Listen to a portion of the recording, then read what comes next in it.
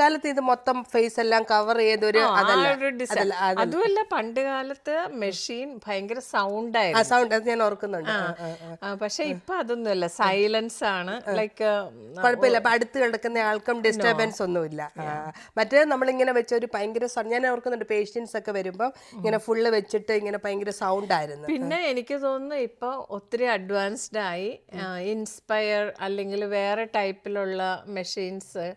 Inspire എന്ന് പറഞ്ഞത് ഏറ്റവും പുതിയ ലേറ്റസ്റ്റ് ഒരു അതെന്തോ പാച്ച് എന്തോ വെച്ച് ഐ തിങ്ക് ഇത് സബ്ക്യൂട്ടേനിയസ് സ്കിന്നിന്റെ അടിയിൽ ഇങ്ങനെ ഒരു ചെറിയ ചിപ്പ് പോലത്തെ എന്തോ സാധനം. അത് നമ്മുടെ ലൈക്ക് അതിന്റെ എന്താ പറയാ,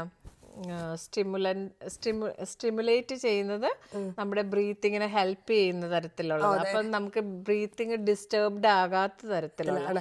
അപ്പൊ ഈ മെഷീൻ ഒന്നും ആവശ്യമില്ല. നമ്മൾ കൂടുതലായിട്ട് കംഫർട്ടബിൾ ആണ്, ഇൻഡിപെൻഡന്റ് ആണ്, എല്ലായിടത്തും പോകുന്നിടത്ത് ചുമന്നോണ്ട് പോകണ്ട. അത് നല്ലൊരു കാര്യമാണ്. അതൊരു പുതിയ അറിവാണ് എനിക്ക് കേട്ടോ. അത് ഏറ്റവും ലേറ്റസ്റ്റ് ആണ്. അത് ജസ്റ്റ് ഇപ്പം മാർക്കറ്റിലൊക്കെ വന്നു തുടങ്ങിയതേ ഉള്ളൂ. ഞാനിങ്ങനെ വിചാരിക്കുമായിരുന്നു, ലൈക്ക് ഇതാവുമ്പോ നമ്മള് എല്ലായിടത്തും സിപാപ്പ് മെഷീൻ കൊണ്ടുപോകേണ്ട ആവശ്യമില്ല. ഇതാണെങ്കിൽ മറ്റത് കുറച്ചും കൂടെ സിമ്പിൾ ആയിട്ടുള്ള കാര്യമാണ്. അപ്പം അതിനെപ്പറ്റി ഒന്ന് അന്വേഷിക്കണമെന്ന് വിചാരിച്ചാണ് ഞാൻ ഇരിക്കുന്നത്. അപ്പം നമ്മൾ ഒരുവിധം സ്ലീപ്പ് അപ്നിയ കവർ ചെയ്ത് അല്ലേ? സ്ലീപ്പ് അപ്നിയ ഉള്ള ആൾക്കാർ സിപാപ്പ് മെഷീൻ ഉപയോഗിച്ചില്ലെങ്കിൽ ഒത്തിരി ഇതുപോലെ തന്നെ ഇൻസോമിനിയയുടെ വൺ ഓഫ് ദ റീസൺ ആണ്.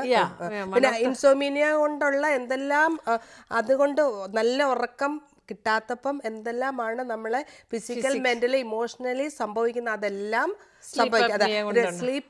സിപാപ്പ് മെഷീൻ ഉണ്ട്. സ്ലീപ്പ് അപ്നിയ ഡയഗ്നോസ് ചെയ്ത്, പക്ഷെ സിപാപ്പ് മെഷീൻ ഉപയോഗിച്ചില്ലെങ്കിൽ ആ കോംപ്ലിക്കേഷൻസ് എല്ലാം വരും. അതായത് നമ്മൾ ഒരു ദിവസം 2 ദിവസം സിപാപ്പ് മെഷീൻ ഉപയോഗിക്കാൻ ഇരിക്കാൻ പറ്റത്തില്ല. നമ്മളത് തുടർച്ചയായിട്ട് ഉപയോഗിക്കണം. നമുക്കൊരു കോഴ്സ് ഉണ്ട്, അതിനുവേണ്ടിയുള്ള ട്രീറ്റ്മെന്റ് ആണ് ഇത് തന്നിരിക്കുന്നത്. അപ്പോൾ അത് തുടർച്ചയായിട്ട് ഉപയോഗിക്കേണ്ടത് വളരെ അത്യാവശ്യമാണ്. ഉപയോഗിച്ചില്ലെങ്കിൽ നമ്മുടെ ബ്രെയിൻ മുതൽ താഴോട്ട് എല്ലാം നമ്മുടെ സിസ്റ്റത്തിനെ ഇമോഷണലി അഫക്റ്റ് ചെയ്യും. അപ്പം അതുകൊണ്ട് ഇപ്പോഴും പറയാനായിട്ടുള്ളത്, ഉറക്കമില്ലായ്മ ഉണ്ടെങ്കിൽ അതിൻ്റെ റീസൺ എന്താണെന്ന് കണ്ടുപിടിച്ച് പ്രോപ്പർ ട്രീറ്റ്മെന്റ് എടുക്കുക. ഞങ്ങൾ ഒരു റീസണിന്റെ കാര്യം മാത്രമേ പറഞ്ഞിട്ടുള്ളൂ, സ്ലീപ്പ് അപ്നിയയുടെ. ഇതൊരു റീസൺ. ഇനിയും പല കാരണങ്ങളുണ്ട്.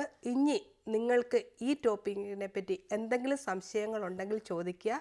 അഥവാ ഏതെങ്കിലും ടോപ്പിക്ക് പ്രത്യേകമായിട്ട് കവറപ്പ് ചെയ്യണമെങ്കിലും അത് പറയുക. അപ്പം അതനുസരിച്ച്